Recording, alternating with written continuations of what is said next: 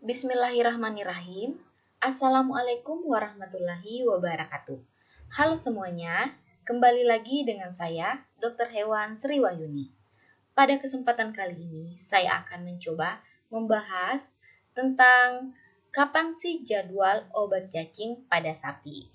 Hayo, yang lagi nonton udah pada tahu belum?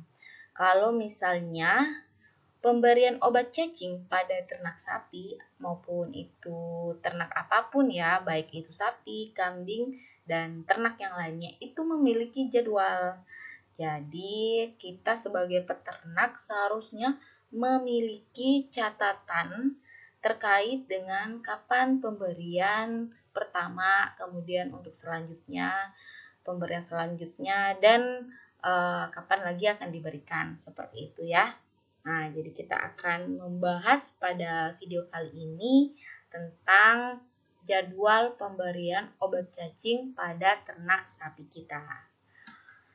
Nah, pada slide kedua saya menampilkan gambar sapi. Ya, ini adalah gambar sapi daripada peternak yang ada di lapangan. Nah, ini sapi mereka tentunya terlihat sehat ya, dilihat daripada matanya, kemudian telinga, tanduk, cermin hidung, daerah mulut. Bisa juga kita lihat dari warna kulit ya, atau warna bulu begitu mengkilat dan bulunya juga tidak rontok. Kemudian kita bisa lihat juga dari area belakang, yaitu daerah anus itu juga sehat, daerah alat kelamin juga sehat. Nah, ini adalah ciri-ciri ternak sapi yang dimana pemberian obat cacingnya itu terarah atau terjadwal begitu. Jadi kalau misalnya kita memiliki ternak sapi, kita harus mengingat betul kapan pemberian pertama, kemudian pemberian kedua, dan selanjutnya. Nah, jadi untuk kapan sih jadwal pertama pemberian obat cacing pada sapi itu?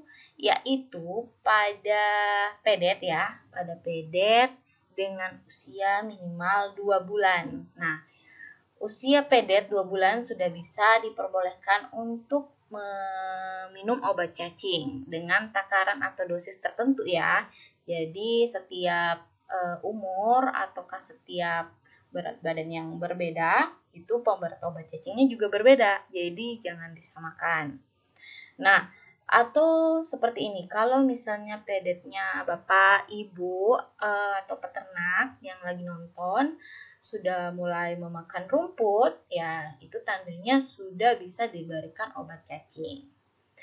Nah, jadi kita jangan sampai menunggu ada timbul gejala dulu, gejala cacingan seperti kurus, tidak nafsu makan, kemudian juga ada gejala lemas, rambutnya kusam dan berdiri, ada juga mata berair, dan paling sering terlihat itu gejala diare seperti itu. Jadi jangan menunggu gejala seperti ini muncul baru diberikan obat cacing. Kadang juga seperti ini. Alasan peternak tidak memberikan obat cacing pada ternaknya itu karena mereka bilang ternak saya baik-baik saja kok Bu, tidak ada gejala. Alhamdulillah saya sudah memelihara sapi sekitar puluhan tahun tapi sapi saya tidak apa-apa kayak gitu.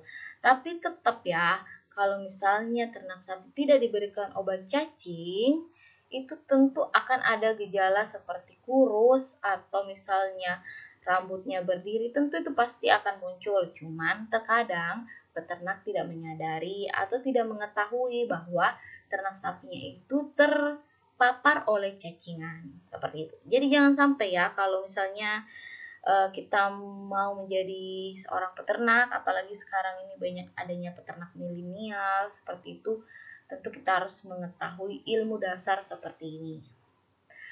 Nah, bagaimana sih agar ternak sapi kita itu tetap terjaga dan jauh dari paparan penyakit atau penyakit cacingan? Nah, yang pertama itu adalah tentunya kita harus memperhatikan pakannya. Jadi harus memberikan pakan yang berkualitas dengan kandungan nutrisi yang cukup. Artinya seperti apa? Jadi ketika kita punya ternak, kita harus menyiapkan yaitu pakan. Pakan seperti apa? Yaitu pakan hijauan. Jadi kita harus punya lahan di mana kita menumbuhkan hijauan untuk memenuhi kandungan nutrisi yang cukup untuk ternak kita. Nah, untuk selanjutnya apa sih yang harus diperhatikan? Yaitu memperhatikan kebersihan atau sanitasi kandang dari ternak kita. Jangan sampai kita membiarkan kandang itu terus-menerus kotor, kemudian lingkungan yang jelek, dan kadang juga seperti ini saya lihat di lapangan ya. Kotoran sapi para sapi peternak itu menumpuk dan mereka itu jarang membersihkan sisa kotoran. Jadi airnya tertumpuk di bagian belakang daerah kandangnya seperti itu. Jadi itu akan memancing atau menimbulkan faktor-faktor seperti lalat dan lain sebagainya yang akan membawa penyakit begitu. Nah, jadi penyakit itu tidak akan muncul ketika kandang sapi selalu terjaga sanitasi dan kebersihannya. Untuk selanjutnya sama, yaitu menjaga drainase kandang ya. Jadi harus terarah pengairannya atau pembuangannya dan lingkungan sekitarnya sehingga kandang tersebut tidak lembab dan becek. Karena kalau lembab dan becek sama akan mengundang faktor lalat, nyamuk, dan lain sebagainya yang bisa membawa penyakit. Nah, serta juga harus menghindari adanya genangan air pada lantai kandang. Kemudian selanjutnya tidak mengembalakan sapi terlalu pagi. Yap, kalau misalnya mau mengembalakan sapi, artinya mengeluarkan sapi dari kandangnya, yaitu kita tunggu dulu hingga jam 8 atau jam 9 kurang lebih, atau menunggu matahari agak tinggi baru kita keluarkan sapi kita. Karena di mana dengan adanya paparan sinar matahari yang sudah tinggi itu membuat rumput di sekitar kandang menjadi kering. Nah, dan itu akan membuat sapi memakan rumputnya itu sudah tidak basah sehingga akan terhindar dari penyakit sakit perut seperti itu.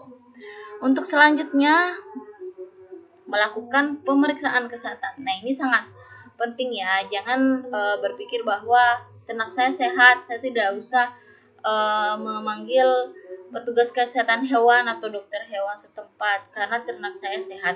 Jangan berpikir seperti itu.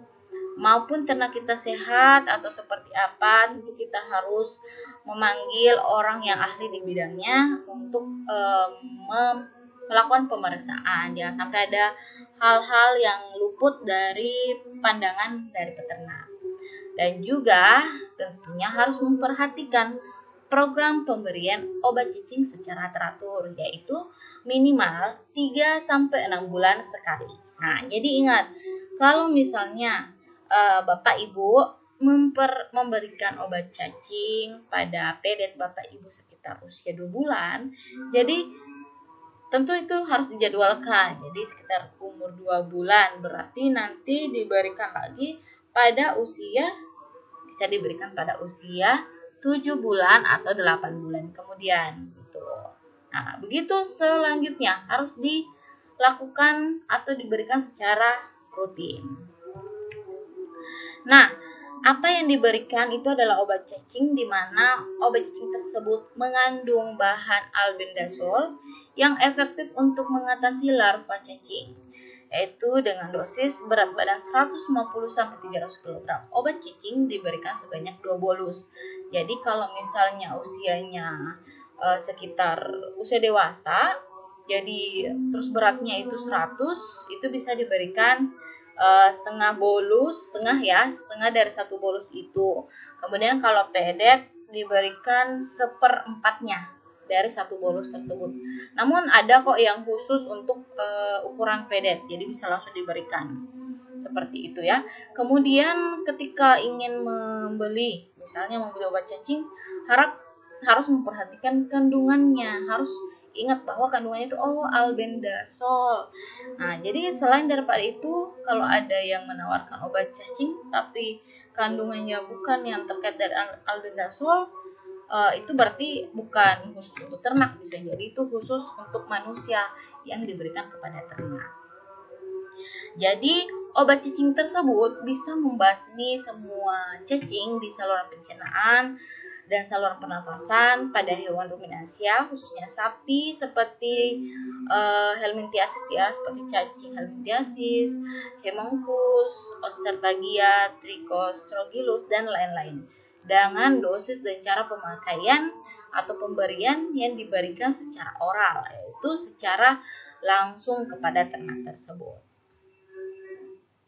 Nah, ini adalah dokumentasi pemberian obat cacing yang dilakukan oleh mahasiswa, di mana adalah sebuah bentuk praktikum untuk mengajarkan mereka lebih aktif di lapangan dan untuk membuat mereka terampil dalam pemberian obat cacing. Jadi di sini kami memberikan obat cacing kepada ternak yang sudah berusia 2 tahun, ada 3 tahun juga dengan jenis kelamin jantan.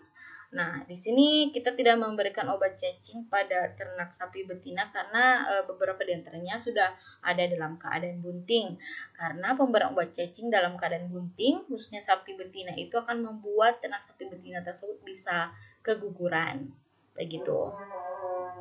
Nah, jadi untuk pemberian obat cacingnya itu bisa langsung diberikan secara oral, bisa dibantu dengan rumput-rumputan, bisa juga dibantu dengan pisang, bisa juga kalau misalnya agak kesulitan bisa menumbuk obat cacing tersebut dan diberikan cairan atau air ya, kemudian dimasukkan ke dalam botol lalu diminumkan atau dicekokin kepada sapi tersebut.